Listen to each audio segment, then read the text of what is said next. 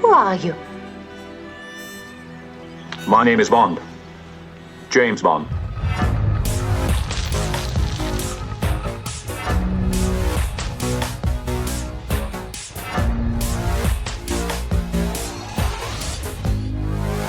Welcome back to Ranked, everybody. I'm Charles. I'm McCurdy. I'm Patterson. I'm Scott.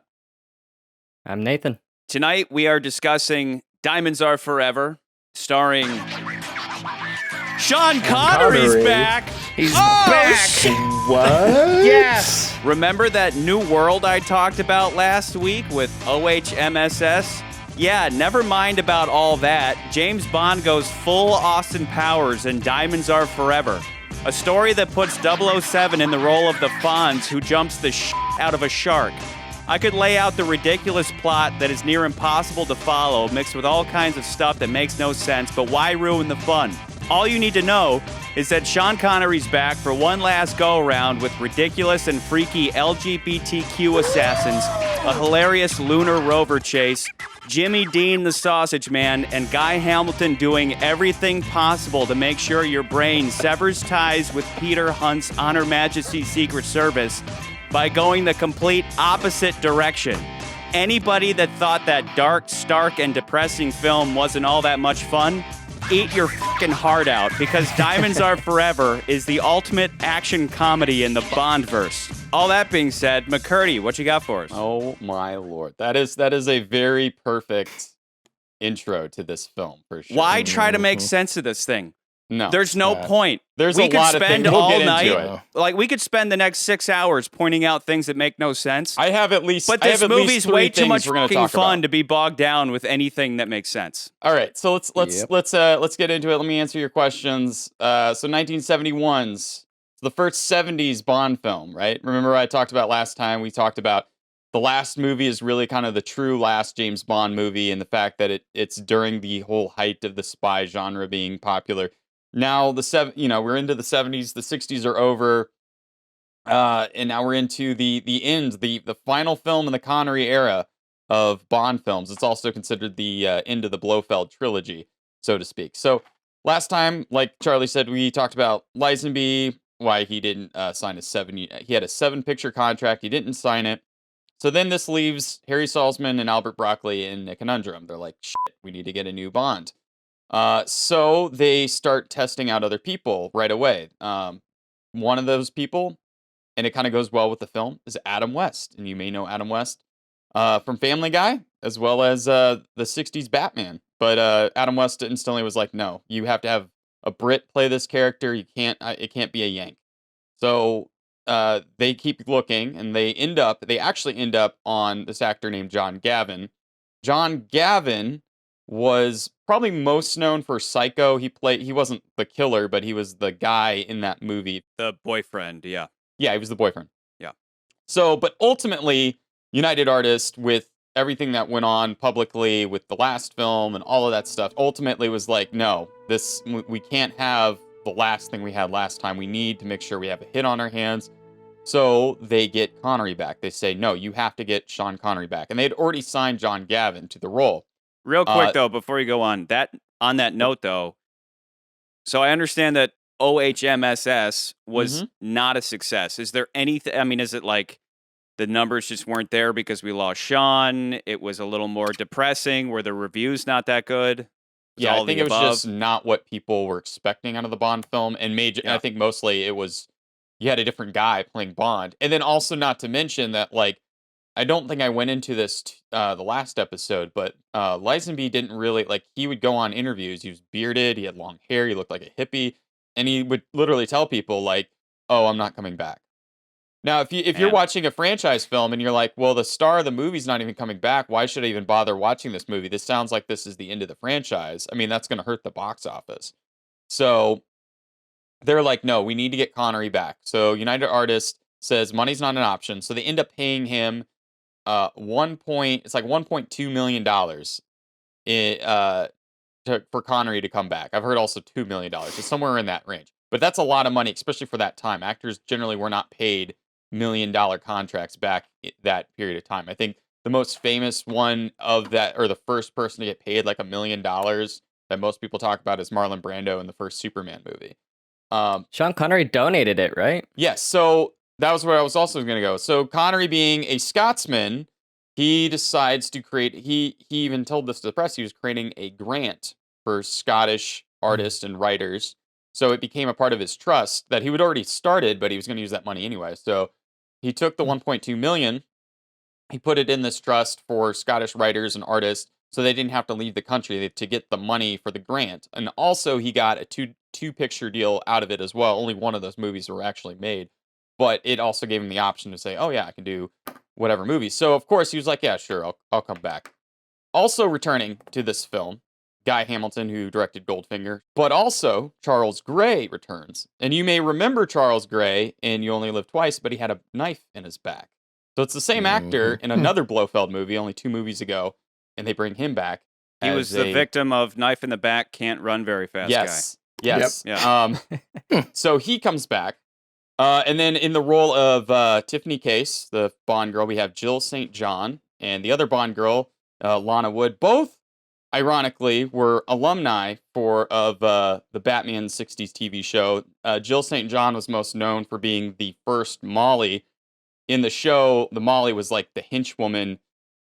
In every episode, there was like a hot girl that they would cast that was, a henchwoman to the Riddler or the Penguin or whoever it was that week. She was the first to do that. Lana Wood would also be one of the henchwomen.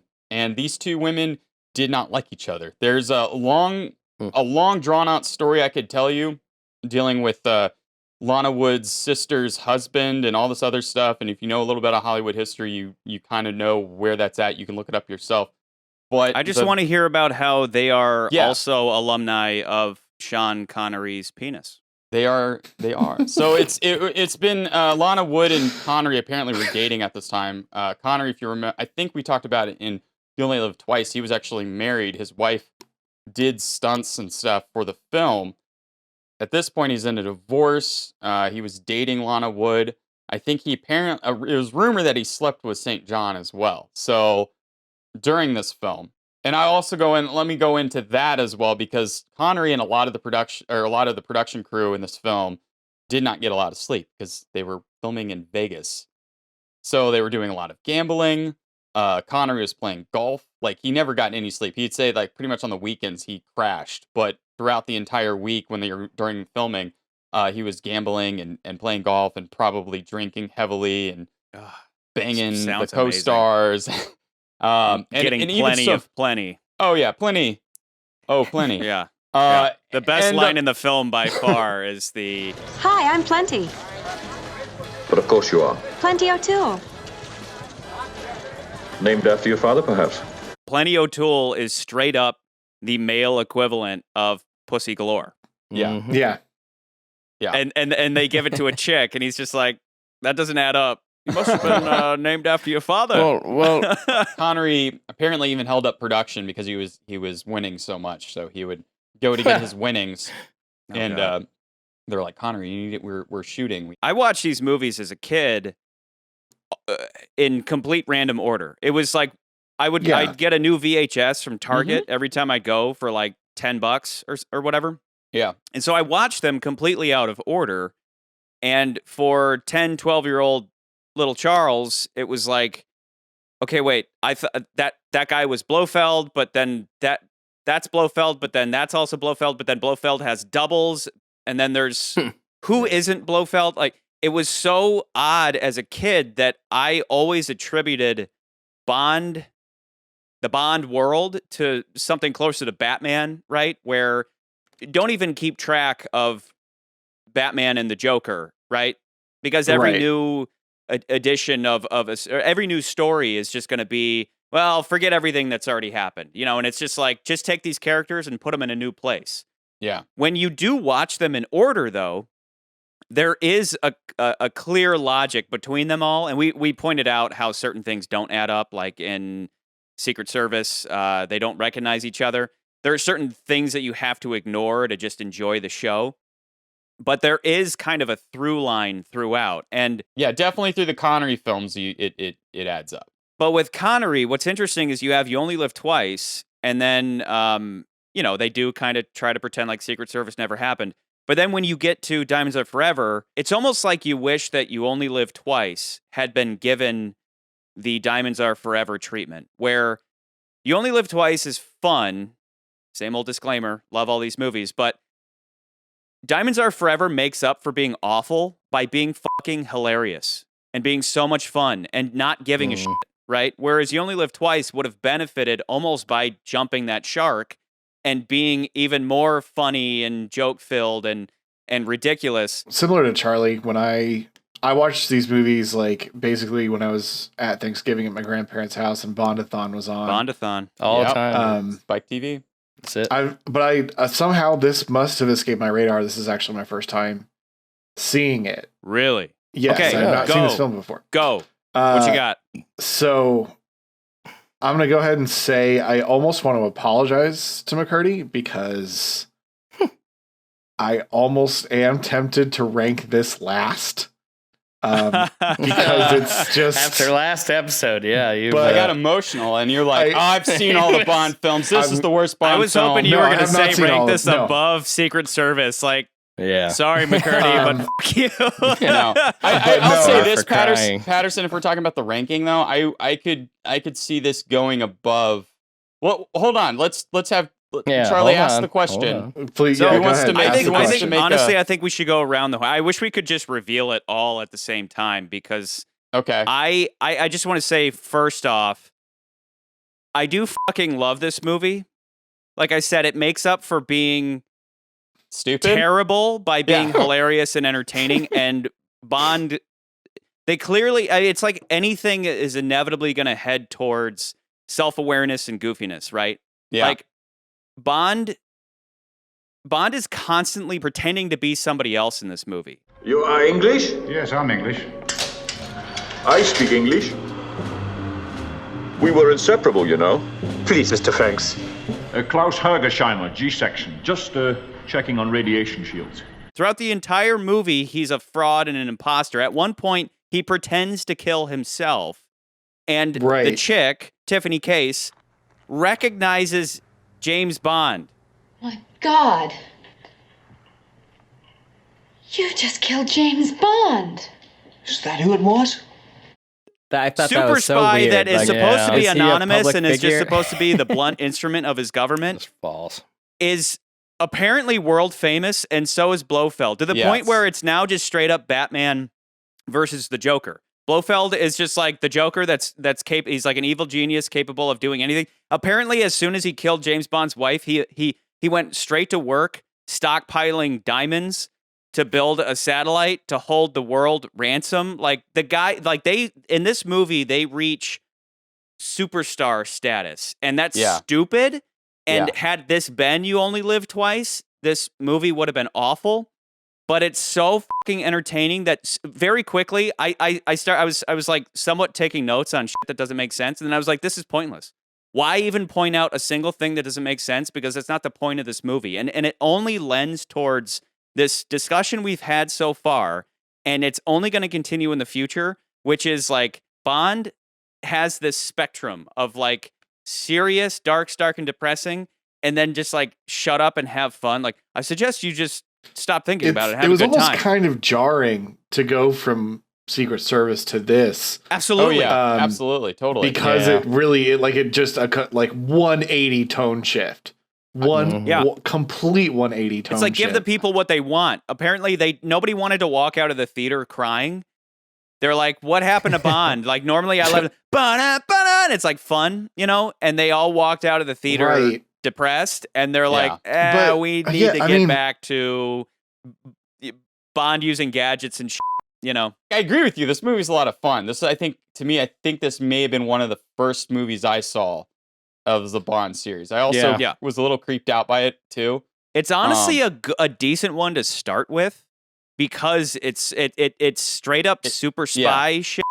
Yeah. That if somebody had never watched James Bond and they wrote a Bond movie, it would be this movie. They would assume that this is what Bond was. And then they would go watch older stuff and they'd be like, wait, it was like classy and realistic and to be taken seriously, and like Diamonds Are Forever is like watching Austin Powers. Yeah. Yeah, I have strong childhood memories of Mr. Wint and Mr. Kid. Yeah. As soon as they came back Ping on, you? I'm like, these two motherfuckers, god damn it. Let's talk. Scott, remember let's 'em. talk about those two guys. So Mr. McCurdy, Kid, please tell us how they're the basis for Dumb and Dumber. Oh I my love it. God! I Right? love it. man. So I love these two. Mr. Wint and They Mr. straight Kid, up are. Like, you go... They have to be. Go talk Okay, to so whoever Mr. wrote Dumb and Dumber, or it was the whatever brothers. They guaranteed it was these guys that inspired those characters. So Mr. Kid is played by musician Putter Smith, which I don't think any of you guys are going to know who that is. But Mr. Wint is played by Crispin Glover's father. You know, Crispin Glover from Back to the Future. He played Professional Marty's dad. weirdo. Yeah. Yes, professional weirdo. So the apple did not fall far from the tree, so to speak, after watching this movie. But Bruce Glover plays Mr. Wint. Now, when I was watching the behind-the-scenes stuff for this movie, I mean, Bruce Glover makes it pretty clear that he's like, there's no mixing words here. These two are definitely gay. So when they created the character, he was like, you know, Glover's just like, yeah. I mean, I looked at Putter and I was like, he's basically my toy. Like, this is like, he's my bitch, kind of. Like, he didn't say And they that. don't but, hide that at all. But No. I love all. But he said there's all that No. jealousy and all It's very that stuff that's emphasized. in there. Yeah. I love that line where he's like, he gets down and she's like, she's very attractive. They're both aboard. I must say, Miss K seems quite attractive. For a lady.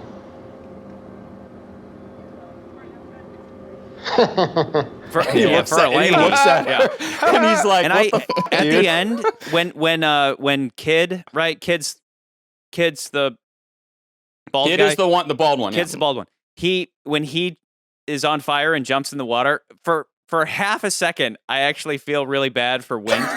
You know, because Yeah. he's like, he looks at him like, huh, He and he just goes does. right back to choking Bond. You know, and you feel a little sorry for him in that Yeah. moment. You know, Yeah. like had they not tried to kill Bond, they would have had a nice life together, going off and just being weird sociopaths. Like they are. He deserved it. He thought attacking them with flaming.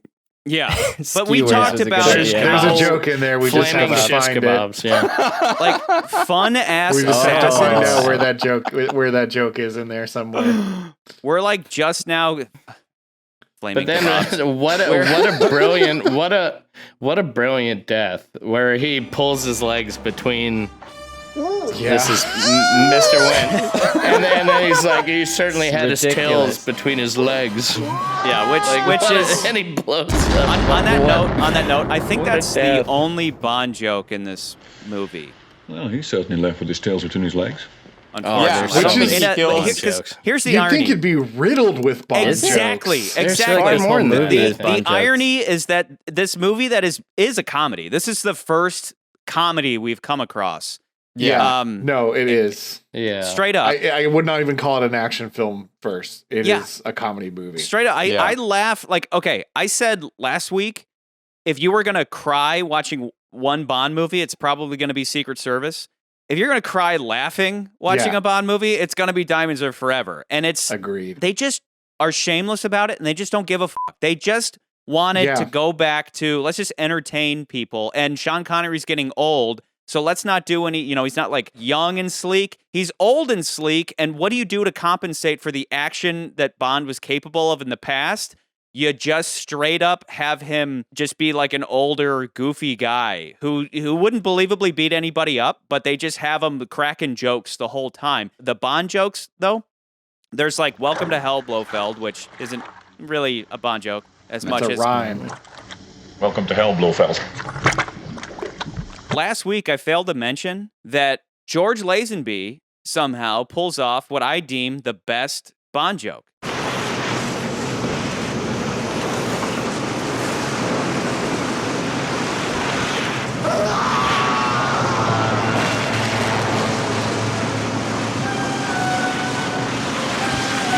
He had lots of guts. The double meaning with "he had lots of guts," I think is that immediately elevated it right to the top of my Yeah. list. I think that and the way he says it too, just he had lots of guts, and she's like, "Oh, really?" Like it's so that moment is so perfect that I got to give it up to Lazenby for taking the top spot of my list is now George Lazenby. Now, he's not on the top of many lists, but he's the top of mine when it comes to Bond jokes right now. So, okay, so on your point about Connery. I actually like Connery a lot in this movie, for one. Totally. I actually think he's a lot more, like you said, this movie's a lot more fun, right? He phoned it in for You Only Live Twice, but he tried in this one. You said, hey, he's old now, but I want to put something into context for you all, because I was doing the math. Connery is only 40 in this movie. Now, I say only 40 because our next Bond, Roger Moore, will be 42 in his first, or no, he's 42 currently while this movie, I think, is being made. Wow. Roger Moore looks amazing. He does not look subtract old and add in fat. He doesn't get, Connery is fucking fat in this movie. Yeah. Let me add other ones. Daniel Craig, currently, his last Bond film, 53. That's what I Pierce thought. Brosnan, when he did GoldenEye, he was 42. And Dalton was 41 when he did Living Daylights. Wait. 42 when he did GoldenEye. Yeah. So for Connery to come out and be like, I'm old. Like, no, Connery, you're not old. You just stopped giving a shit. Stop going to the gym, started drinking and eating whatever the fuck you wanted because you're making $1 million on a fucking movie. Yeah. I just want to have sex and eat ice cream. And honestly, if you're Sean Connery, why not live that way? He's still, but I think Connery's I would do the same. Something that I didn't mention last time was that, and I'd seen this on a different podcast or a different show, but they mentioned about how Lazenby's performance, because Lazenby wasn't an actor, when Lazenby is pretending to be Sir Hillary, he really is just trying to play Sir Hillary. He's not really trying to play a character playing another character. But in this movie, you can really see Connery's talent in playing a character playing another character.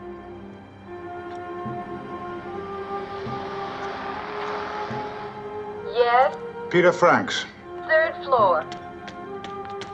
Guten Abend. Good evening. Vita? Every single scene he's in, he's pretending to be somebody else. But when he's in Holland, when they're in Amsterdam and he sees Peter Grave, he's acting like he's from Holland. But he does I think he does a fantastic job there. He's so much fun. That's what I mean. It's just so much fun. Yeah. Before we go any further, though, let's just get it out real quick. And I'm just going to go ahead and start with myself.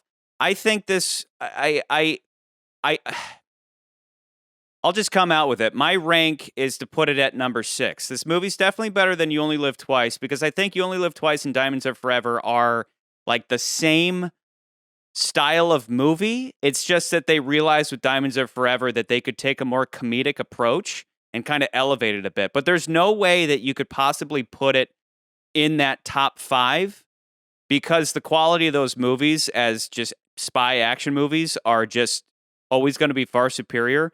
I do love this movie, but as a farce, I can't justify putting it above Thunderball, but I can absolutely justify putting it above You Only Live Twice, so far as I really wish that they would have gone comedic with You Only Live Twice. It's like they maybe did at parts, but it just made for a weaker movie that didn't really have interesting characters and all that. Whereas with this, I mean, at one point, you have the Bond girl arguing with a 12-year-old over a stuffed animal, and she literally tells him to blow up his pants. The machine's fixed! Who's she, your mother? Blow up your pants. I just laugh the whole time at how ridiculous it is. It's just fun. Now, Charlie, I have to challenge you on one Bond joke. You're saying this one only had maybe a couple? You missed one, I think. When he's comparing her as a blonde versus a brunette, where he says, I tend to notice little things like that, whether a girl is a blonde or a brunette. And which do you prefer? Oh, providing the collars and cuffs match. He says funny stuff constantly. What I'm saying is that for me, my definition of a Bond joke is, remember the rules. A murder has just taken place, and then it's punny or whatever, right? Yeah. So you only have Blofeld, Welcome to Hell, or Welcome to Hell, Blofeld, and he left with his tail between his legs. The actual my definition of Bond jokes are really weak in this movie, but Bond otherwise is hilarious throughout. He has a funny line for absolutely everything going on. I'm afraid you've caught me with more than my hands up. Hey, what the hell is this? Thank you very much. I was just out walking my rat and I seem to have lost my way. And every time that he shows up in a new location, he just has some line ready to go. Again, it's like they compensated for his like not doing a bunch of crazy action for him just being a super spy that apparently the world knows of now, that just shows up and he's like, hey, I'm the Acme inspector or whatever. He didn't try to sneak his way onto that oil rig. He just showed up like, I'm James fucking Bond, bitch. Everybody knows my name, and he had I'm a Playboy super spy. Card with James Bond on it. Yeah. It's so self-aware. Their TV interviews with him or something. And Mr. Wint and Mr. Kidd had so many good one-liners in this. Like, they're back and forth. They basically took all the Bond jokes and gave them to Wint and Kidd. Very moving. Heartwarming, Mr. Wint. A glowing tribute, Mr. Kidd. Yeah, Wint and Kidd are essentially the evil version of Bond, whenever Bond kills somebody and he's got some quippy line. They gave all of that to Wint and Kidd. He got bitten by the bug. Yeah, bitten by the bug. Who are you? Dr. Tynan sent us. Why didn't he come himself? He was taken sick. Bitten by the bug. I'm just going to go ahead and give my ranking here. I actually agree with Charlie's ranking. I would still... So here's my quick comments here are, I would still rank this personally above On Her Majesty's Secret Service. But here's why, and I'm going to go ahead and tell you why. Does he have a poem? Because On Her Majesty's Secret Service, in my opinion, tried to be something and failed to be what it set out to be. I agree. Whereas this movie definitely succeeded in what it was trying to do, which is why we don't give a fuck. Our mission statement is not giving a fuck and having fun. Yeah. Sustaining, however, the arguments from last time, which we're not going to rehash because that's not this episode. That was last episode. I'm going to go ahead and say I think it does belong above You Only Live Twice, because I think You Only Live Twice can also be blamed for that same problem where, like, I think they were trying to be serious in You Only Live Twice. They just failed. Whereas this movie... I think You Only Live Twice is very much a science fiction, over-the-top movie. I agree. I completely agree. I think I would put that the same spot for sure. Yeah, I think I'm going to put it at 6.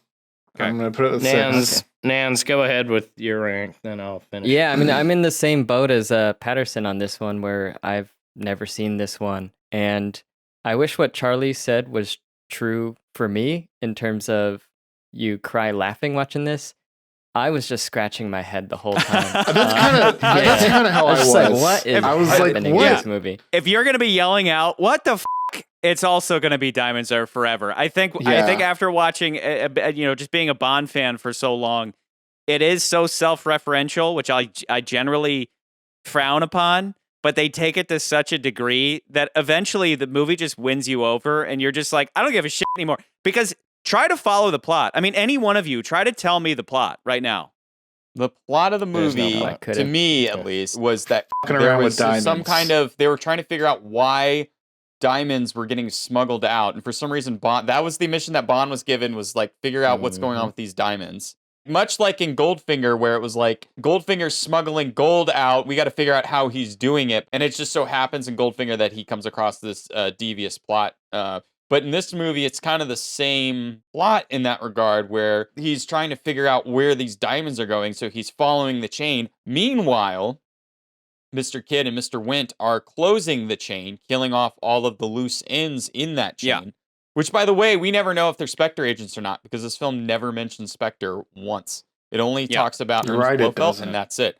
So while Bond is on that note, though, that chain, what we talked about was, why don't they just separate Blofeld from Spectre entirely? It's like they were listening in on our conversation last week, and it's like, okay, now Blofeld is as much of a super villain as Bond is a super spy superhero. Yeah. Right? They are Batman and Joker. They are each capable of doing anything to the point where now Blofeld has body doubles and everything. It's almost like that's how they, in the way that they thought about maybe giving Bond or Blofeld plastic surgery in Secret Service to justify not following along. They straight up just say, whatever. Blofeld has body doubles that he hires other guys to double him so that Blofeld can literally be eternal now. He can never go away. He just keeps coming back, you know? Yeah. He's like Michael Myers now. But yeah, essentially the movie is him finding this diamond chain of where the diamonds are going. He ends up finding out that the diamonds are being used for this special laser satellite, which I think there was a line in there about diamonds were used for the first laser, and lasers again would been like we talked about in Goldfinger, lasers were only been around for like 3 years at that point. So the idea that there's a space laser that is just gonna basically be the ransom. It's the same as like a nuclear weapon. Now it's like a laser that's in space, which we'll return to in other films. Yeah, of course. But, okay, so that's all well and good, right? That's the general plot. Yeah, Bond is trying to find the source, like where are all these diamonds going. Wint and Kidd are trying to close that up, cover the tracks of whoever is stockpiling them. But within that domain, you have all this crazy shit happening that doesn't make any sense, and you're just along for this ride. Almost like this movie's closer to Snatch than it is to, you know, Bond. Yeah, any other Bond movie. Right? You mentioned the Tiffany Case line, where it's like, you just killed James Bond. Because I was going to talk about how this film kind of has headcanon, right? Like is the canon that now self-awareness, James Bond's like this? Self-awareness. Yeah, it's a self. Yeah, but it's like, because we talked about that last time. Headcanon is for fans. For Self-awareness is for but then franchises when you start that have talking gone about on it, for the question is Bond, like you had said, is Bond a celebrity? Do people know who? Why? I mean, the only time that the public has ever mentioned who James Bond is in You Only Live Twice when he gets killed. We as Americans don't even know who killed Osama bin Laden. Yeah. Right? Like, we have no idea Nobody who that should person know is. who Bond is, but apparently now everybody knows who he is because this movie is, again, franchises go on too long, and then they become self-aware. And that either hurts it, like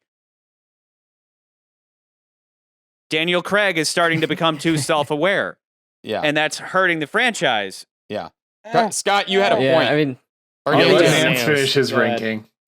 Yeah, I mean, McCurdy, you mentioned the questions, and that was me watching this movie. It's just question after question after question, and just like, what is happening? That was my experience. Yeah, my gut reaction to the movie. It was bewilderment more than it was bemusement. Yeah, my impression was just a question, and that question for this movie, everything happening in it is just like, what the hell? Yeah. I didn't know. Maybe if I had, like, so you guys have seen it. Charlie, you've seen it. You understand what it is. So you can come in with an expectation and know to kind of cover your ears, cover your eyes a little bit, and just like throw the blinders on and try to, or enjoy it, I guess. Coming in blind is just like, what's going on? And I have a hard time separating it as like, okay, this is a comedy. This is a different type of James Bond. Look at it differently. Maybe these films aren't necessarily meant to watch back to back to back like we're doing. Like if back in the day you watched them as they came out every few years or whatever,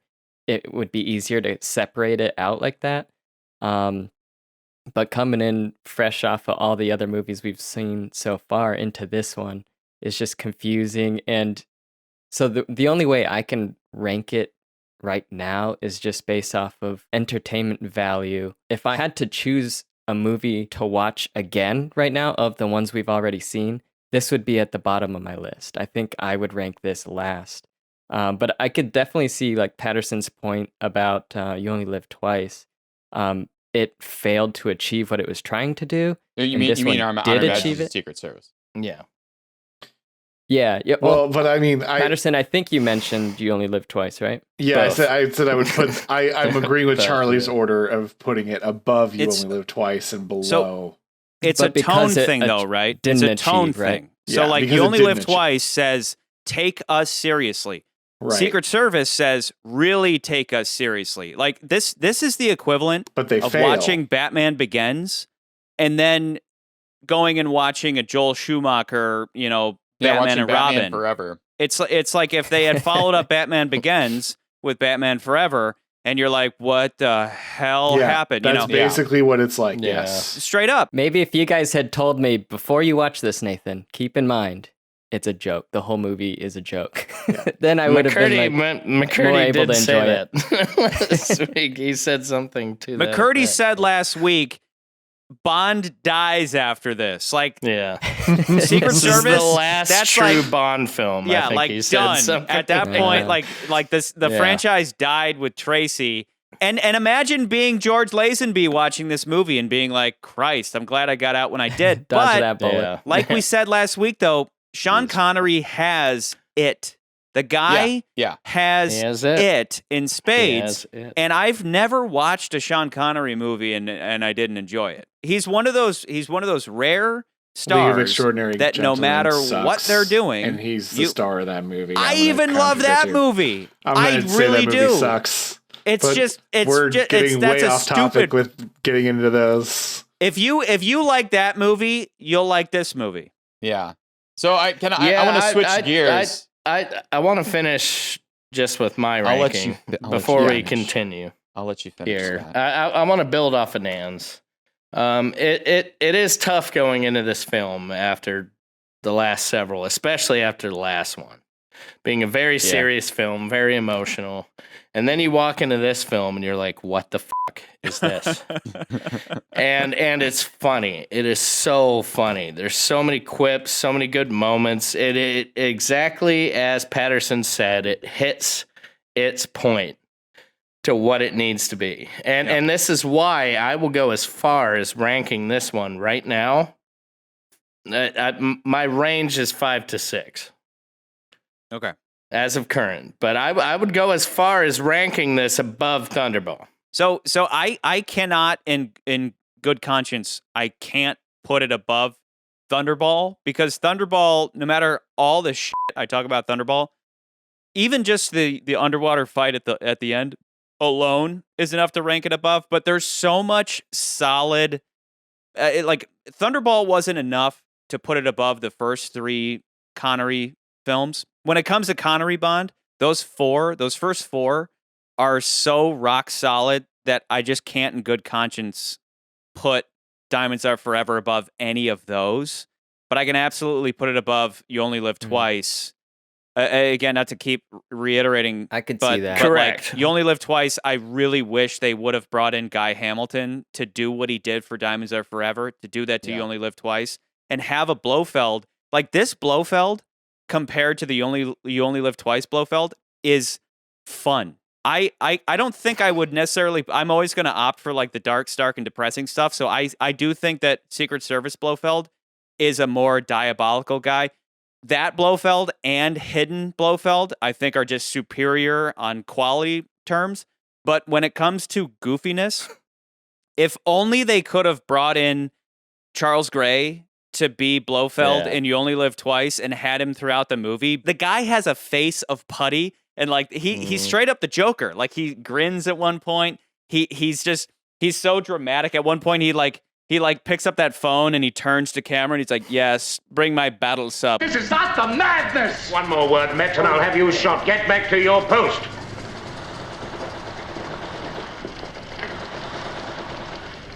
Prepare my battle sub immediately. He's like the Joker. He's fun to watch be evil. This guy cross-dresses. This guy cross-dresses in this film. Yes. That's true. That's the best part. In the same way that Bond is somebody different in every scene, so is Blofeld. Like they're literally the same, I love this but film. different. And he straight up cross dresses to get out of it. He didn't need to do that, but he did because he's just a crazy, maniacal, super The last super 3 evil movies genius. have lowered Blofeld's peg for me. Yeah. Everyone. I disagree. I think the second Blofeld's a little like the second scene Blofeld's definitely better than the first one in my opinion. I think You Only Live Twice Blofeld is just like nothing. Like I wish they would have taken his cartoonishness and they would have spread it across the whole movie. Oh, they did that with this movie. Yeah, they took cartoon Blofeld, who's just fun. Like straight up, they have a scene where there's 2 Blofelds and Bond has to choose which one is the real Blofeld. And it's perfect. Like it's just Like he can do I love it, anything though. now. I Like he's love just it. a super I like the evil idea genius. of him having multiple Blofelds. But let me get back to my point. Was that is one of the scene that you're talking about is one of the strangest, most illogical scenes in the film. Because if you remember, that's why I love Tiffany Case is talking to Q, which it's like, why are you here? Like, Q, what are you doing here, bud? He's here for some reason. Because audiences like Q. Just that's rigging Vegas. Why wouldn't you? If you were Q, why the f would you they not like that rig Q Vegas? guy, so let's just have him. He in the made movie. everything. He made all the money. Yeah, but then five Tiffany slot Case machine. is like talking to Mr. Q and like, maybe you can help me out and all this other stuff. And then all of a sudden she looks over and she's like, cat. Wait, I'll be right back. And then she goes, recognizes the cat, but she never met the she cat. She's never She seen doesn't Blofeld. know She who doesn't know Blofeld any, is. like she has no idea. Like, I mean, again, you could maybe make the assumption that, oh, she maybe met Blofeld in this operation, but it's like there's no evidence to suggest that. So I mean, it's the just very chauffeur weird does scene. then shove her into the car, so it's like, But she's like, do they but she recognize it? actively looking for that person. Like she leaves to look But for that's what I mean. the woman and the cat. That's one element in a massive list of shit that doesn't make sense or add up. But I'm so willing to forgive it because this movie isn't trying to be serious. Every movie before this, you can critique on all, you can approach it logically and be like, nah, and that's what we've done for 6 episodes is like, none of this stuff makes sense and none of this adds up. But that's in movies that ask you to take them seriously. This movie never asks you to take it seriously. Not once. When it comes to movies, I'm naturally illogical. So when I see a motherfucker walking through a casino with a cat, I'm like, surely he's powerful. That makes sense. That's how it tied together. I don't know what. How do you react when you see an elephant playing slots? Perfect. I love it. Makes one sense. time we talked about, I think we talked about You Only Live Twice, and I was talking about how a trend in these films is that if the movie goes too fantastical, the next movie is going to be dark and grim, or is it's going to be more realistic. So if it, by that logic, though, does that mean that if the film goes too dark, that the next movie is going to be lighthearted? We'll have to see, because I'm wondering if that's the case in some of these later films. It's as if Sean Connery came in to grease the slide for Roger Moore to be goofy as f***. It's like you have this weird transition.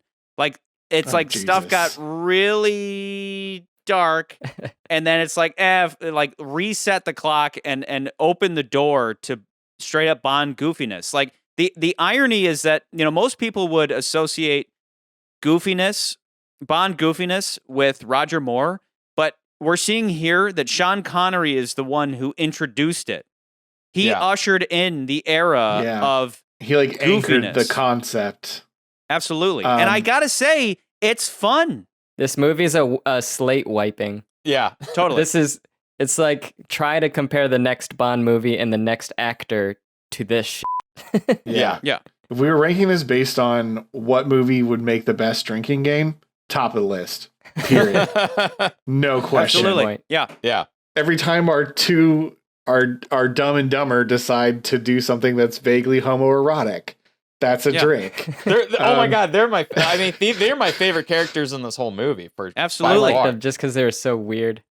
Charlie, you talked about when we did Goldfinger, you even mentioned it's like one of my favorite things. Or you had mentioned that one of your things about that movie is every time you see Odd Job, he has a little jingle, a little thing.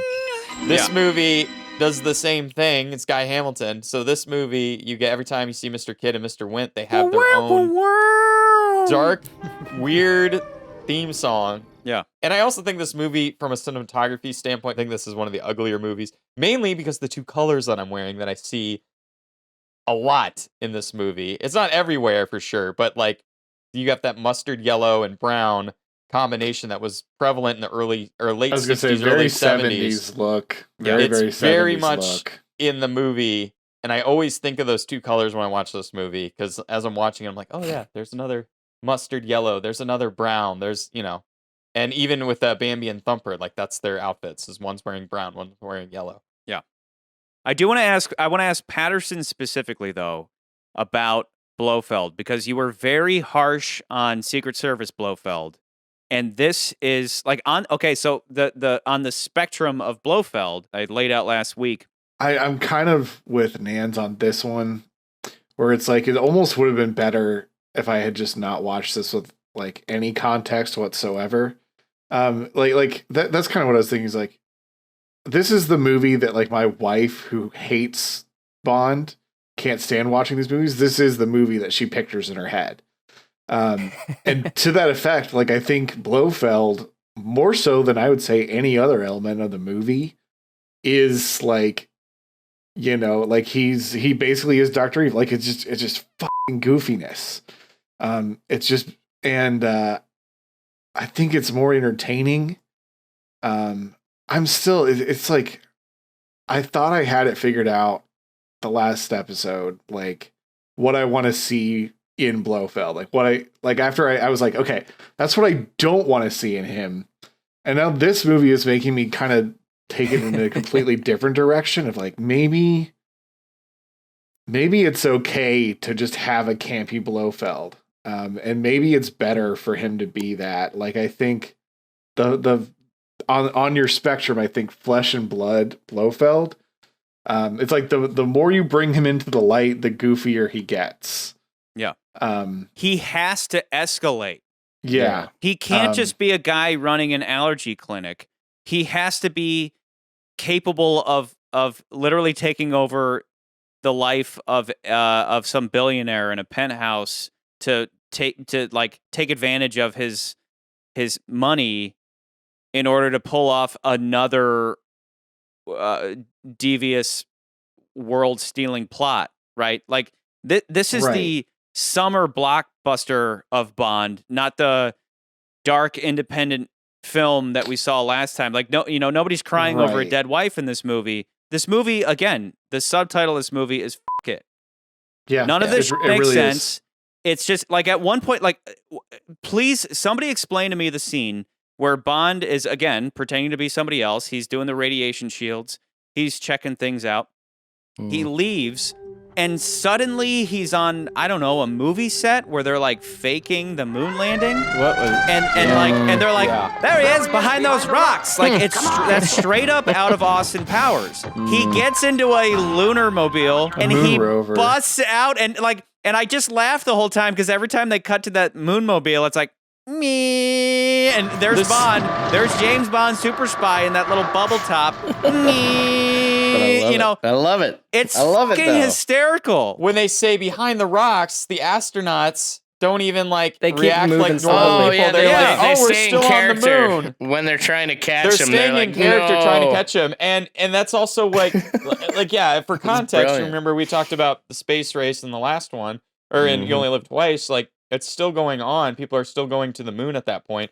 So I think the idea was like, oh, they're faking the moon landing because a lot of people still think that today. Yeah. But the question is, Willard Whyte, did he decide to fake the moon landing, or was that Blofeld? Also, I just want to mention, why did Blofeld put a sculpture or a miniature of Baja California? Baja? I haven't got a thing at Baja. Exactly. That makes no Who sense. did that? Yeah. Who sold him out? Like what like assistant of his was like, well, I thought you wanted your diorama up to date all the time. So when you made the petroleum division, I went ahead and made the model and I put it in your little diorama, sir. Baja.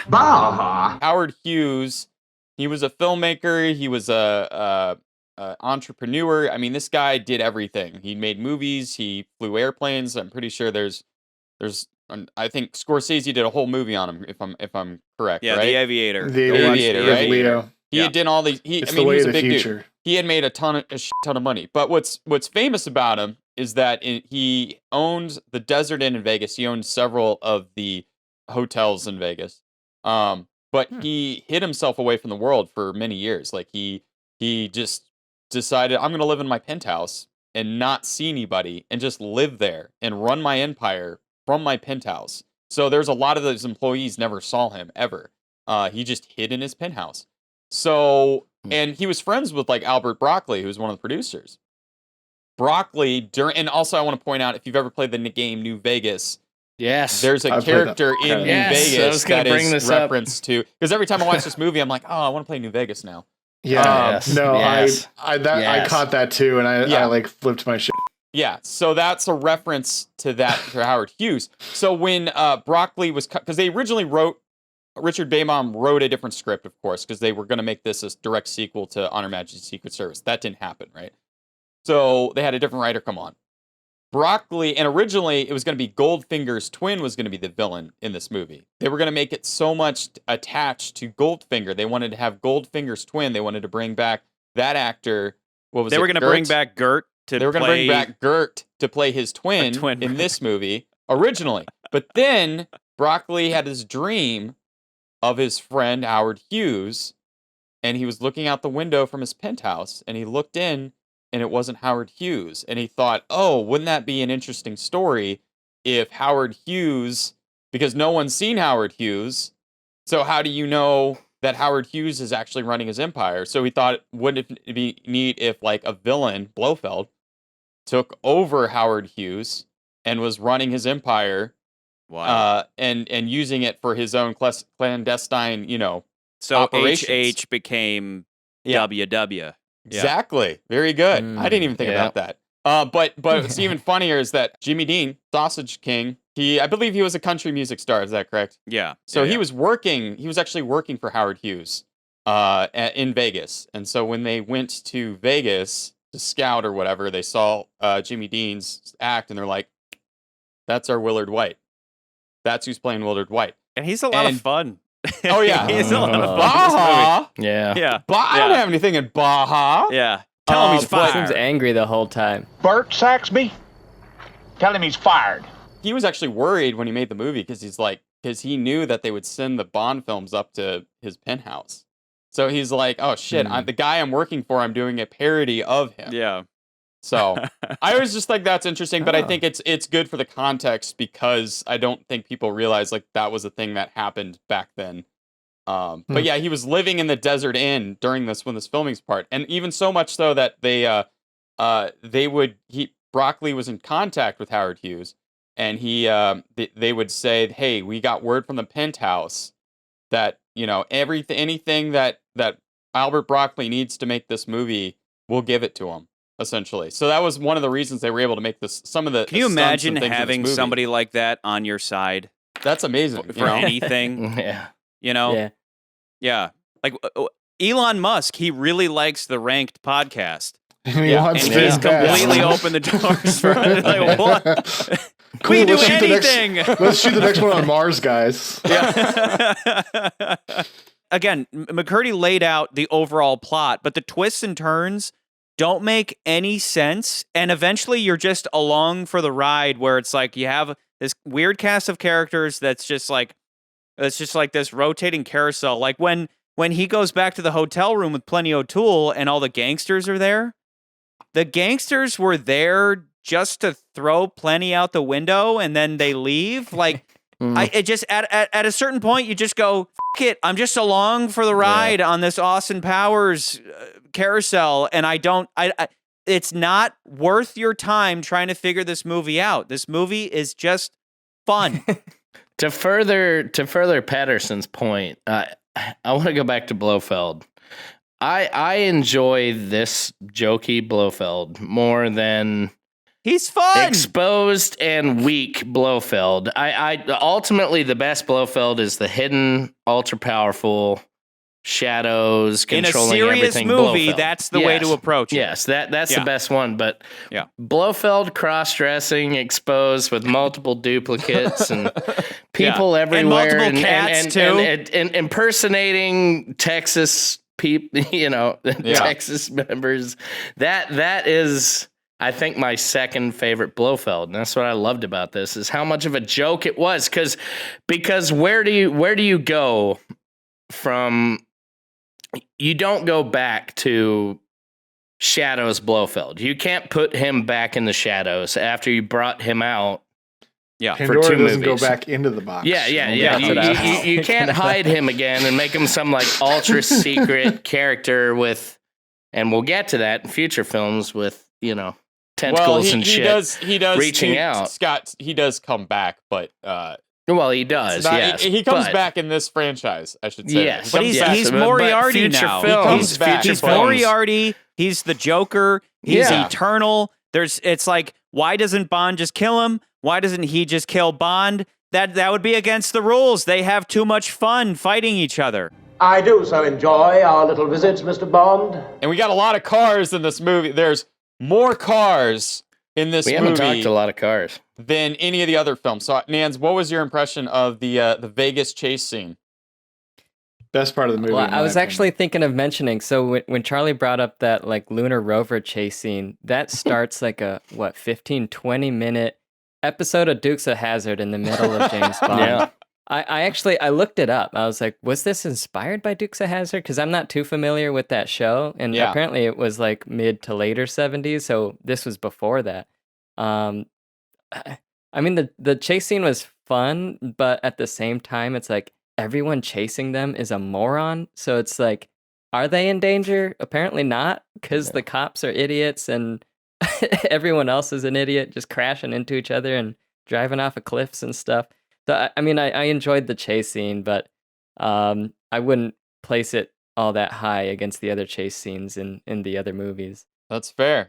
But so interesting about that chase scene, though, that the famous car flip, the car when he gets the car on the side, goofy moment, right? Oh, and then if you guys notice, goes through the car one way, comes out the alley the other way. Yeah. And the only reason that was because they originally filmed it correctly, and they fucked it up the second time, or when it comes out, because they filmed the first part in a studio. At least they inserted a shot where they switch. That was the fix. Physics, how the physics works on that. I don't doesn't. Again, this whole movie is this movie. Whatever. Yeah. How does Bond get out of this situation? He flips a car on two wheels because he's a super spy that can do anything. He's literally the James Bond that everybody in the world knows now. He's capable of anything. There's nothing outside of the bounds of imagination and all that shit. This movie asks you to not critique it. That's why it works. I mean, this movie just it really the primary emotion that I felt watching it really was confusion, and not just like at the plot, which is definitely like without a doubt super confusing, but it's also made me like, I think I've said in previous episodes that like the Bonds that I like the most are the ones that have like the good action and they don't really try to get like too super deep and all that stuff. And now I'm like, maybe I don't like that. Because honestly, I don't know if I like having Bond be funny. This movie kind of makes me question whether or not I like the campy Bond feel.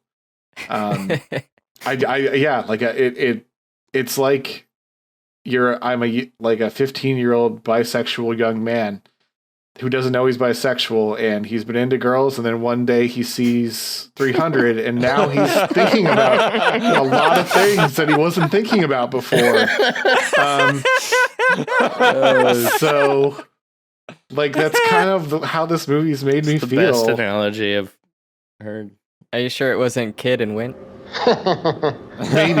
Maybe it was Kid. No, those two sexy motherfuckers. I want to ask you though to just clarify a bit. Are you saying that you once liked Funny Bond, but this movie made you question it? Or first, I'm gonna reference, but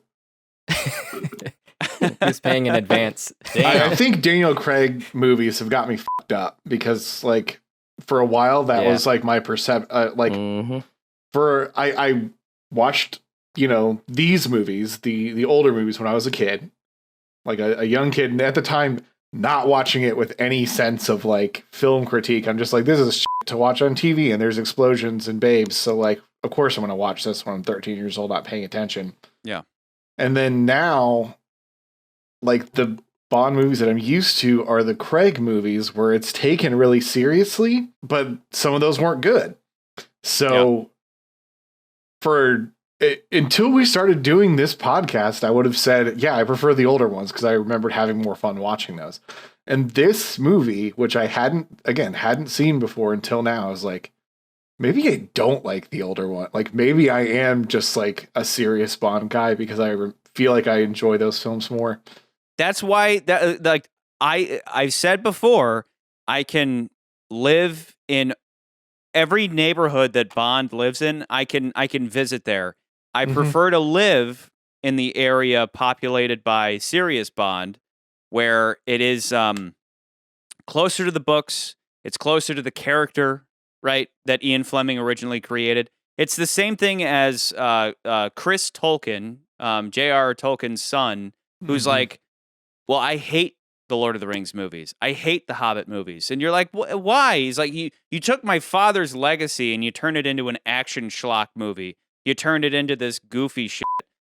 You ruined what he created. And you go, yeah, but it's a movie. And that's kind of what this movie represents, is like Ian Fleming is probably spinning around in his grave. Like, none of my spy career was like this. And Cubby Broccoli just goes, it's a movie. We're here to please an audience and have fun. And last time, we really tried to do something profound, and we kind of fell on our face. But that movie, Secret Service, is like the prototype for when Dalton comes, when ultimately Craig comes in, where you are to take this stuff seriously. But then eventually Craig movies will get goofy, and he's probably done now. But then the next iteration of Bond might get goofy, right? This stuff ebbs and flows as it has to over a long series of time. To quickly bring this back to rank, Charlie, earlier I said I would be willing to rank this above Thunderball, and you said under your belief you could not let that happen. I just want to very quickly make a case hear for why it, please. that's Though not. Make a case. No, please. I'm asking you to make your case first For Thunderball. I believe I already did. Let me you did. reiterate, though, what these Bond movies are shaping up to, as we've been building on over time, is very serious or goofy or kind of a mixture of the two. And this is going to be our conversation for the next several months doing the rest of these films. And with this one, it's so much fun. My cup of tea is generally going to be the more serious ones. But then visiting Crazy Town is fun so long as the movie's like this, where it's fuck it. I mean, this might as well be the Casino Royale parody movie. Yeah. And at this point, that's kind of, to McCurdy's point last week, that's where the spy genre was kind of headed. And that all eventually leads to Austin Powers that owns that genre, right? So far as the jokes are concerned. But, until Batman Begins comes along and like revolutionizes everybody's thoughts on everything. But I think with Thunderball, the argument there was they really tried. Nothing says it better than reach exceeding grasp. They really tried, and that movie is to be taken seriously. There's nothing about that movie to not take seriously. But with Diamonds Are Forever, it's such a farce that you never once question whether Bond is going to get killed or not. I mean, even when Bond is literally in an oven, suddenly he's just saved. Like Deus Ex Machina style, just like, he's saved. You dirty double-crossing limey fink, those goddamn diamonds are phonies. Where are the fucking diamonds? And, they're like, where? You fucking limey where are the goddamn diamonds? And then I just laugh because it's like, here we are again. Like, it's like the movie Snatch. It's like everybody's going after this product, and everybody who touches the product dies. I mean, it's like Lock, Stock, and Two Smoking Barrels. It's like it's like all these action comedies. It's a Guy Ritchie movie. Like it's a fucking Guy Ritchie movie. Before he was born. Curious how everyone who touches those diamonds seems to die. As a Bond purist, I'll probably always rank the more serious movies higher on principle alone. But intention does matter, right? And again, you only live twice, set out for you to take it really seriously, and it accidentally was goofy. It didn't mean to be goofy, it accidentally was goofy. This movie means to be goofy, And I think it achieves what it was trying to do. Definitely achieves so that. much harder than I think Honor Majesty's Secret Service is to be respected, though it failed to really achieve what it was trying to do. Because you can read between the lines and see what Peter Hunt was trying to do, and he didn't exactly get there. He got there enough to earn our 4th spot. Otherwise, he could have gotten number 1. On Her Majesty's Secret Service could have gotten number 1. It didn't quite Batman Begins this shit, though, right? It's right at that sweet spot of number 4. And then right below that, I think Thunderball lives where it tried to achieve something big, and it just sunk below the surface. You Only Live Twice just ended with a cartoon. And I think that's just at the bottom with Diamonds Are Forever, just above it, where Diamonds Are Forever doesn't give a fuck. It doesn't even want to be on this list. It's just like, fuck you. I don't care about your stupid-ass list. I'm a fun-ass movie, okay? This is my very quick interjection. If you had taken Blofeld in Diamonds Are Forever and made him the bad guy in Thunderball would be a much higher ranked movie. Yeah. That is my argument here is, I'm sorry, I love how jokingly stupid this film is. Right idea, Mr. Bond. But wrong pussy. It is so one of a kind within the Connery world. We have cross-dressing Blofeld, as I brought up. We have Mr. Wit and Mr. Kidd. 2 of arguably the funniest combo of villains we've had. Actually, the only they're actually probably, had. we were doing a list of assassins, right? Like, they are the most effective assassins to date. Yeah, totally. And they're the most character. They're fleshed out characters. They have, they have this weird relationship. They're fun to watch, and yet, Oh, and by the way, when they said he was bitten by the bug originally, there's a deleted scene where instead of putting the scorpion in his back, he opens up. He's like, okay, look in his mouth, and he goes like, ah. So the dentist is looking in his mouth, and he's going, ah. And then Mr. Wint grabs the scorpion and shoves it in his mouth. And that's how he dies. There's another deleted scene with Shady Tree, and you actually see how they kill him. They actually, and Charlie, you kept bringing up the Joker. They shoot a gun with like a joke bang thing, like the Joker would, and then they shoot Shady Tree in the back of the head with the same gun in the deleted scene. So we actually see how he got killed. But there's actually a couple of deleted scenes in this film, Sammy Davis Jr. actually appeared in this movie. Wow. They ain't never gonna get a cake big enough to put him on top of. Was he just a big Bond fan and was just like, I want to be in these movies? They put him in the movie, and then he had a deleted scene, and then they cut it. But that's kind of how this stuff always goes. Like, you have these, it's like something becomes big, right? Ed Sheeran and then suddenly shit. everybody wants to be. Yeah, Ed Sheeran's a perfect example. Suddenly everybody wants a cameo, and so you open the door. Like, once something becomes big, you open the door to everybody wants a piece of it, and then eventually you have Sammy Davis Jr. in your movie. That like, I actually did watch that deleted scene, and I see why they deleted it, because it's awful. It's just like pointless. It doesn't really add anything to it doesn't add anything other than just like Sammy Davis Jr. is in this movie. Like, it's and that's like, go watch the Hobbit deleted scenes, and it's just like, all of this is stupid. I can see why you got rid of this, because all it is like, well, my cousin's uncle's niece wanted to be in this because they knew it was going to be a big deal. Back when we were making the fucking thing, nobody gave a shit.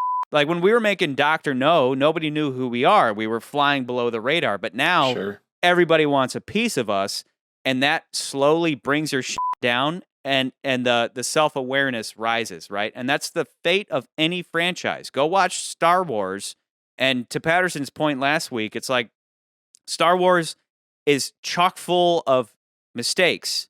You may love when that music kicks in and it brings you right back to your childhood, but it's so chock full of mistakes. But like, this movie takes it to such a degree. Like, this movie's like watching what Solo probably was meant to be. Like the original Solo movie directed by those guys that are comedians. was probably going to be like, don't take this seriously and just have fun. And then the powers that be at Disney were like, no, you need to take this all like super seriously. And then they brought in Ron Howard to like make it dark, really dark and like serious. This movie is like, we just don't give a other than we just want to please an audience. And I think it absolutely achieves what it sets out to do. But that doesn't mean that it's better than Goldfinger or From Russia with Love or Dr. No or even Thunderball or even Secret Service. I think it sits perfectly at that 6th spot, just above You Only Live Twice.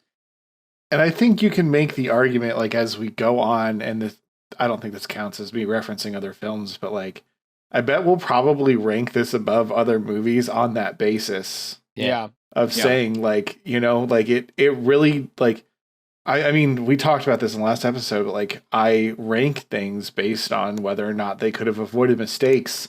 And in this case, it's like, it was campy enough that you can't really call them mistakes. Yeah. They were just f***ing around. And when that's the context, like, it's okay to have dumb shit in it. Like, yeah. And I love that. I love that. Just to build off of your point, Patterson, to go back to mine, that's what makes me love this film so much, that they just did not give a shit. Again, like I said, the last film, it was good to have an emotional bond and have that break from, you know, doesn't give a fuck about woman, doesn't want to marry, etc., to just fun Bond, fun Blofeld, etc. It's a good break. Again, it's a breath of fresh air.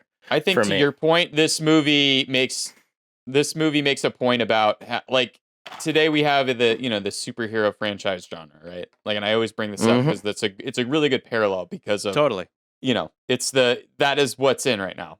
Whether it's you're specifically talking about the Marvel movies or just all of them in general.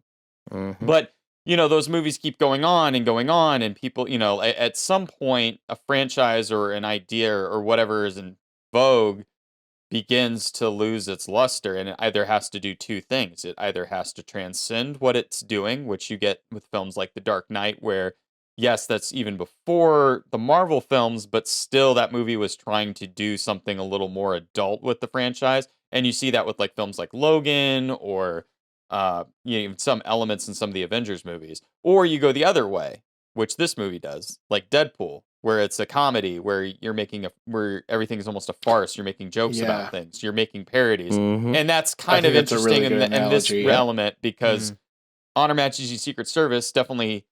And I still think, even though you guys disagree that, yeah, it fails in some ways, I still think that movie, well, we don't have to go back. But what I'm saying is that is what it's doing. It's trying to transcend just same old thing. Bond comes in, he saves the day, he gets the girl, he stops the bad guy without any emotional relevance. Like, he's still a superhero throughout. It deserves superhero and respect. The character. Yeah. We're on a boat at the end again. And then, but then this movie comes along and it's like Charlie keeps saying, like, fuck it. You know, like, we're just going to have fun. Yeah. It doesn't deserve respect, but it wasn't asking for it. Exactly. It doesn't give a shit.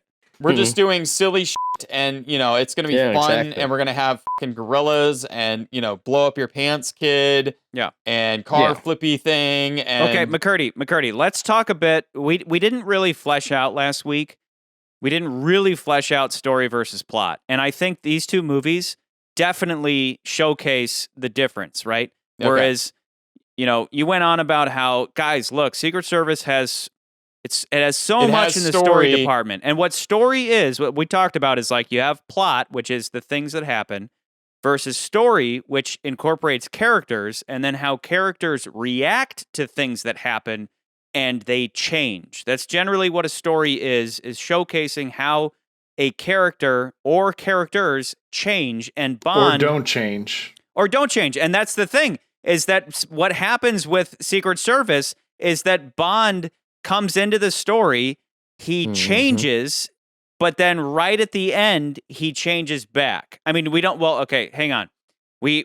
Bond changes so far as he gets married and he's ready to leave this life behind, but then that life is taken from him, so that by the time you get to the beginning of this movie, it's straight up the moment in Austin Powers where he's like, oh no, my wife died. I guess that means I'm single again. Yeah. You know, like where it's just Bond is right back to where he was. Yeah. Bond changed to change right back. But we have at least that movie has a story arc in the sense that like we can't keep going on doing these films where he's a superhero essentially. He does the same things. He fight like, and I kept saying the same things.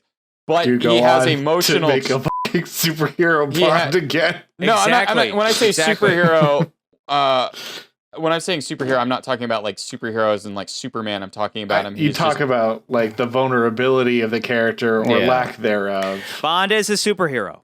He's invincible. He's emotionally. He does not. Nothing hurts him emotionally. Nothing hurts him. I mean, things can hurt him physically, but he brushes it off.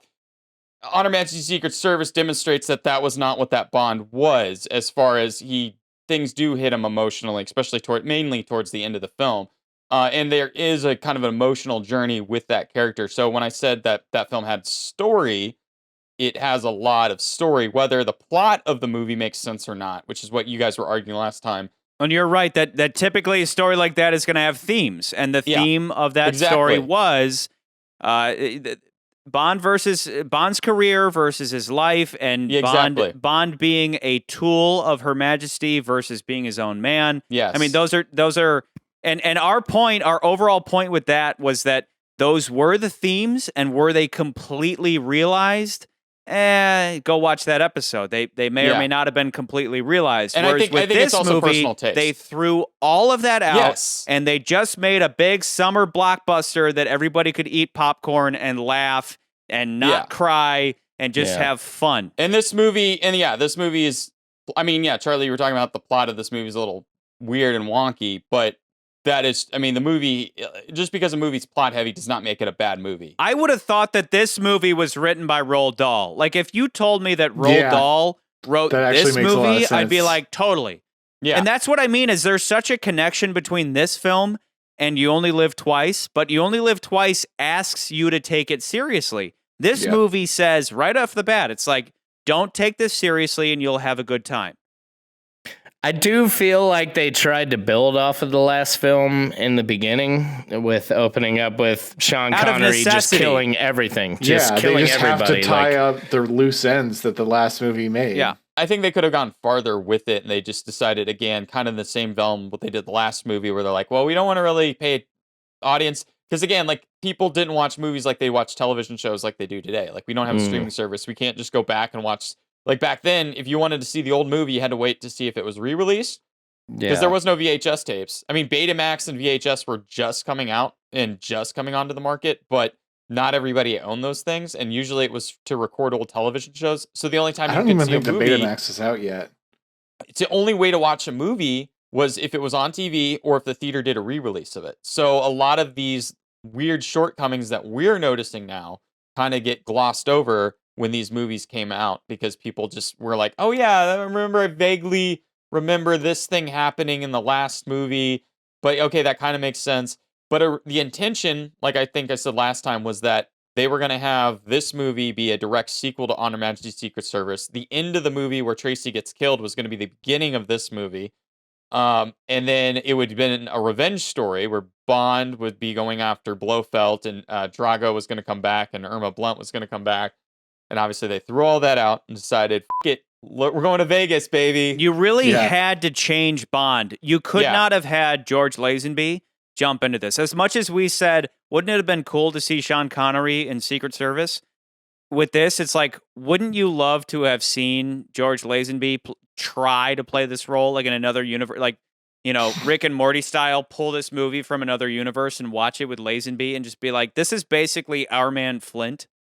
You know, it'd basically be a Flint movie with George Lazenby. I mean, like tall, lanky British guy banging a bunch of chicks with a plot that doesn't make any sense and with a super bad guy. So, Scott, I want to hear what you have to say about the theme song for this particular movie.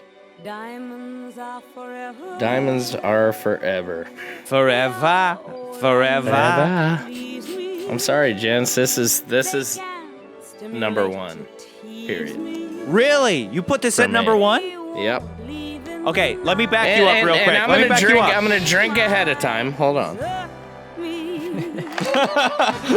We've been doing Has that there this been episode. a more iconic Bond theme song for all of time? No. Yes. There hasn't. There has not. From Yes, there Kanye has. to repeating No. this song has lasted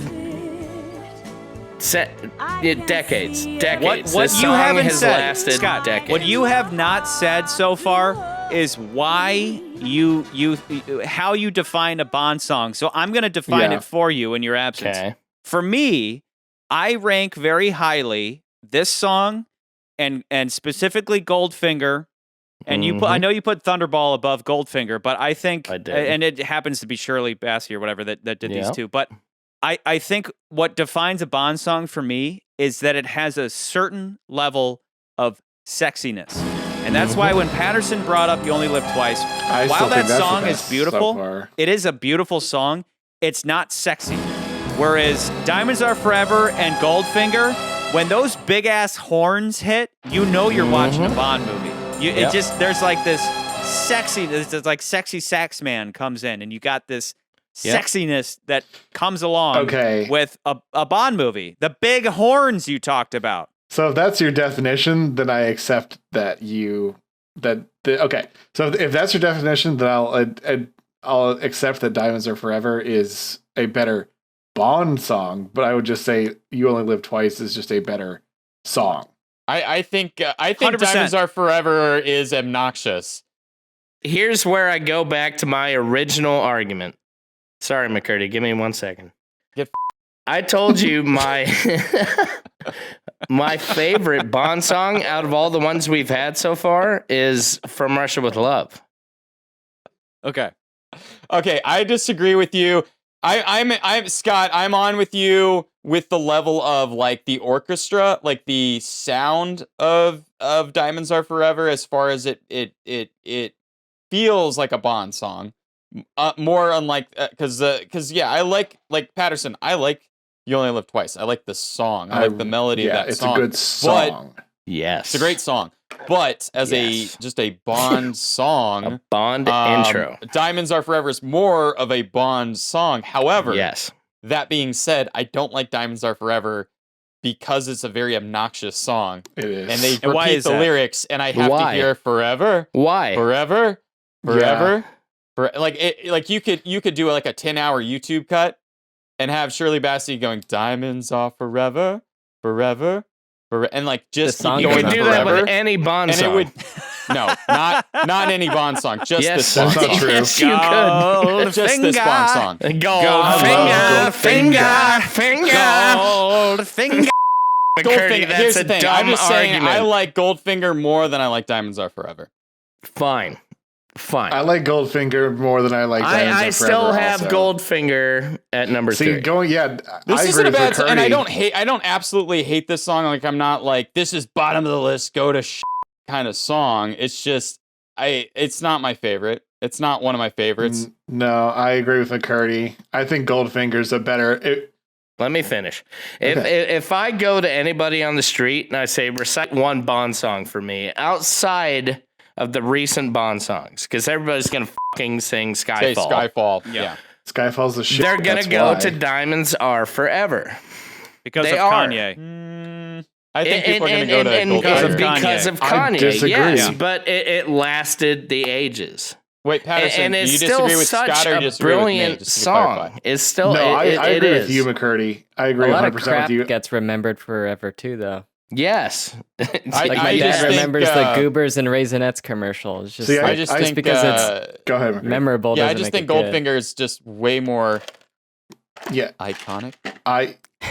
Drink, Can't say it or else you have to drink. See, I'll drink I with you, drank McCurdy, because before I I said would say the iconic. same thing. But look, let me. I'll drink, but I will back this up with facts or at least like reasonings. Try. Go. What are you drinking, by the way? Straight Cranberry moonshine, vodka. looks like. Moonshine? Cranberry Cranberry vodka? Okay. Oh, So, you guys are twins. What I McCurdy actually and did, Patterson. you know those little like flavor squirt things? Are you Uh-huh. Patterson? Do you go by Mr. Wint or Yeah, Mr. Mr. Wint, Mr. Kid. Do we have two here, or what? You want to hold hands? Who's Mr. Keep Wint? that Who's up, Mr. Kid? keep Which, that by up, the Scott. way, Not you guys know Goldfinger in your ass. Mr. Kidd was definitely the His bottom, bitch. right? Yeah, he was the definitely bottom the bitch. bitch. He was the Yeah. power bottom. Well, I Yeah. have to say to you guys, you keep that bullshit up, and I'm going to write a poem about you. Write it. Write it. No, please. So- Please do. After the last one, I would love to. I would feel honored to have a poem written about me. I will, Please. Patterson, I'll hold your hand, buddy. Please. Appreciate that. Goldfinger in your ass, you two. So, Patterson, I'll be your Mr. Kidd to your okay, Mr. Wint. McCurdy and Patterson, tell me your order so far. My order? Ooh. Yeah. I would put Goldfinger as number one because I, like, based on the definition, because, okay, I did say You Only Live Twice because I think it's the best song so far. But if we're going to talk It is a about great song. Bond song, Yeah. then definitely Goldfinger because I think it is. It's so the most- sexy. It's definitely a sexy song. It's It just also, hits with those horns right away. That's how you know it's It's a also Bond the most song. on theme. It's also the most on theme to what the movie is about. Yeah. Like the man with the Midas touch. Yeah. Yeah, like A it touch is of very gold. on theme to what the movie is about.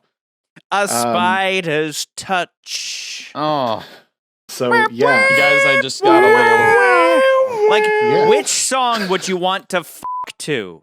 It's probably gonna be Goldfinger. Here's any song women would want to Diamonds Are Forever, while you Exactly. put a diamond on her finger. So the two don't understand that. That's fine. No. Yeah, Mr. Kidd, Mr. Wint over here. I'd put That's fine. Goldfinger. If you- I'd probably say Goldfinger, then Thunderball, then probably You Only Live Twice, then From Russia with Love, then Diamonds Are Forever, and then Three Blind Mice. Something like that. I might change that order a little bit. I don't know. Yeah. No. Yeah, it was, you ask your daughter what the best song is. It's Three Blind Mice. Three Blind Mice. I like it. Okay. I'm willing to concede. Because Diamonds Are Forever and Goldfinger are equally big Bond songs for me in the beginning. And these two stay top of the order through the rest of the Bond so franchise I'll for say me. Diamonds Are Then you Forever need is to number get- 2 based on the Bond song How? criteria. You I don't just keep think I Diamonds like Are Forever Goldfinger in the better. top 10 through all 24, McCurdy? Nope. Absolutely You're not. out of your goddamn mind. I am Shut not up. out of my goddamn mind. I am Stay with, in your I am turtleneck. with the Stay at the bottom. mainstream. Shut up. Real Bond fans would be like, get the out. No, There's the door. no. What Bond fans are gonna say? Every Bond fan Diamonds is gonna Are be like, no, Forever. dude, Any Shirley Bassey song because is we're top gonna get to the 10. next Bond the next Bond Bonds film. I Franz. think is the next Bond The film. I Bonds think Franz. has Drink probably right the now. best. The Drink, Bonds bitch.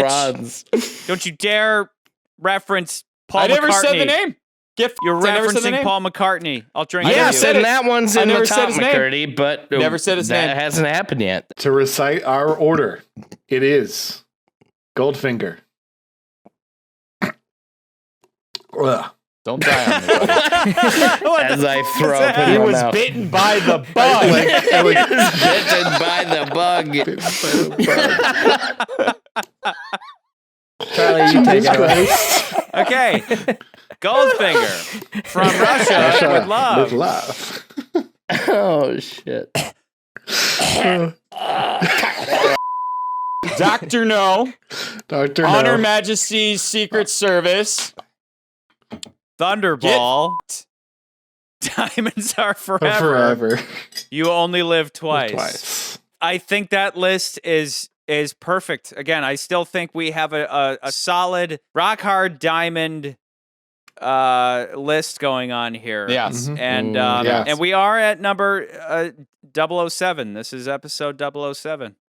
If like knowing what to expect with this movie, I could see myself wanting to rewatch this one rather than rewatch You Only Live Twice. Especially knowing Bond literally has a boner joke in this movie. Unless yeah. like what, you've caught me with more than my hands up? Like You've got me with more than my hands. unless it's up. something else, it's got to be a boner joke, right? So, Oh, it's a so boner the fact joke, that yeah. this is Connery's last film and we'd already toasted to him, I would have said Connery. And he's dead. But But because I think these two characters are the epitome of this movie.